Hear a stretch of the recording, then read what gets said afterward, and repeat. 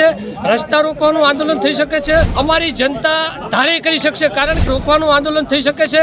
આનાથી જે બોલ્યા અનુસાર એ ભલ્યા નથી, પણ એનાથી અત્યારે નમસ્કાર દર્શકો, અને ચાલી રહેલ બનાસકાંઠા જિલ્લાના વિભાજનનો વિવાદ ક્યાંક ને ક્યાંક વિરોધ પ્રદર્શન લોકો કરી રહ્યા છે, ત્યારે દિયોદર રેસ્ટ હાઉસ ખાતે લોકો એકત્રિત થઈ અને ધરણા પ્રદર્શન કર્યું હતું। ત્યારે તે દરમિયાન દિયોદર રેસ્ટ હાઉસ થી કરી અને ઓગળ સુધી રેલી યોજાઈ હતી, અને રેલી દરમિયાન એક ભાઈનું નિવેદન સામે આવ્યું છે। જો લોકો કહી રહ્યા છે કે જો આવનાર સમયમાં આ ઓગળ જિલ્લો જાહેર નહીં કરે તો આગામી સમયમાં પણ રસ્તા રોકો આંદોલન થઈ શકે, રસ્તા રોકો આંદોલન થઈ શકશે।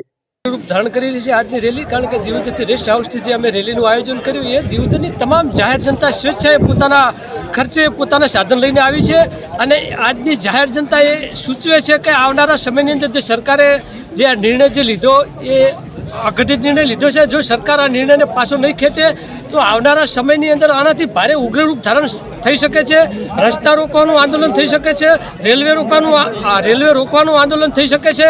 આનાથી જો સરકારને કોઈ અસર નહીં પડે તો અમારી જનતા ધારે કરી શકશે, કારણ કે એક દિયોદરને જિલ્લો જાહેર કરીને જે સરકારે નિર્ણય લીધો એ સરકાર જે જનતા આવનારા સમયની અંદર આનો જવાબ આપી શકે છે, કારણ કે જિલ્લા પંચાયત તાલુકા પંચાયતની ચૂંટણીઓ પણ આવી રહી છે ટૂંક સમયની અંદર, અને આ સમયે જે જનતા છે એ સાચવીને જવાબ આપશે મિત્રો।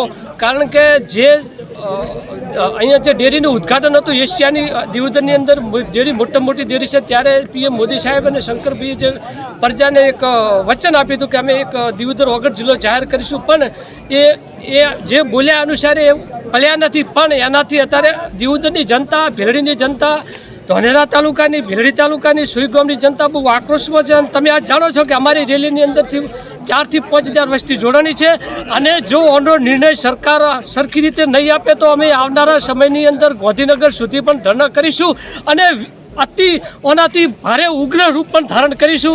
જય હિન્દ, જય ભારત, જય ભારત। આજના પ્રોગ્રામમાં શું કાર્યક્રમ છે? આજના પ્રોગ્રામમાં સાહેબ અમે એ જ નિશ્ચિત કર્યું છે કે જે સરકાર અમારો જે ઓગળ જિલ્લો જાહેર કરે, અને જો ઓગળ જિલ્લો જાહેર ન કરે તો આવનારા સમયની અંદર અમે હાઈકોર્ટમાં તો અમે નામદાર અરજી પણ દાખલ કરી છે, પણ હવે સર્વ જનતા તમે આ જોઈ રહ્યા છો કે 5 થી 6 હજારની જનતા અમારી સાથે જોડાણી છે, અને સમાજ આ લડાઈ સર્વ સમાજની છે, આવનારી પેઢીની છે, તમામ બાળકની છે, તમામ સમાજની છે મિત્રો, આપ જાણો છો, કારણ કે સૌની છે, સૌના હિતની છે, અને દિયોદર એક મધ્યમ સેન્ટર આવેલું છે, અને ખરેખર આપ જાણો છો કે જે સરકારે એક હતું શાસન ચલાવી રહી છે એ અનિવાર્ય સંજોગ છે, કારણ કે સરકારે એ તમામ લોકશાહીને આનો મત જાણવો જોઈએ કે લોકશાહીને કે અનુકૂળ રહે છે કે કઈ રીતે સરળતા રહે છે, કારણ કે સરકારે એક ભલે ઓગળ જિલ્લો ભાઈ જે થરાદ વાવ જિલ્લો જાહેર કરે આનાથી અમને કોઈ વાંધો નથી કરી શકે, કારણ કે એક બનાસકાંઠા એક 14 તાલુકાનો બનેલો હતો ને એનાથી જે એક જિલ્લો બનવાનો હતો, પણ સરકારે જે છેવાડાનો જિલ્લો જે જાહેર કર્યો, જે પાકિસ્તાની બોર્ડરને અજીને જાહેર કર્યો, એ ખરેખર હિતાવહ નથી, લોકશાહીમાં એ પણ હિતાવહ નથી, એટલે સરકારે આનો નિર્ણય કરવો જોઈએ, કારણ કે આપ જાણો છો। આજની રેલી કયા સ્વરૂપે જોવો છો? આજની રેલી બહુ ભારે ઉગ્ર રૂપ ધારણ કરી રહી છે, કારણ કે આની અંદર તમામ જાહેર જનતા, ખેડૂતો, વેપારીઓ, મજૂરો, તમામ 18 આલમ જોડાઈ રહી છે।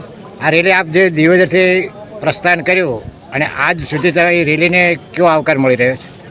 અત્યારે અમે જે મેસરાથી અને લુદ્રા થઈને જે રેલીની અમે જોડાઈ રહ્યા છે, ત્યારે તમામ ગ્રામજનોએ આ રેલીની અંદર જોડાઈ રહ્યા છે, અને અમને સાથ સહકાર આપી રહ્યા છે કે જે તમે જે રેલીનું આયોજન કર્યું એમાં અમારો સાથ સહકાર છે, અને આનાથી સરકાર વિચારણા કરે, ફરીથી પૂર્ણ વિચારણા કરે, અને દિયોદરનો ઓગળ જિલ્લો જાહેર કરે। આભાર। આપનું નામ? મારું નામ જોશી મોનસુંગભાઈ સવરમભાઈ। Thank you. નમસ્કાર, ફરી મળશું, ત્યાં સુધી આપતો રહેજો।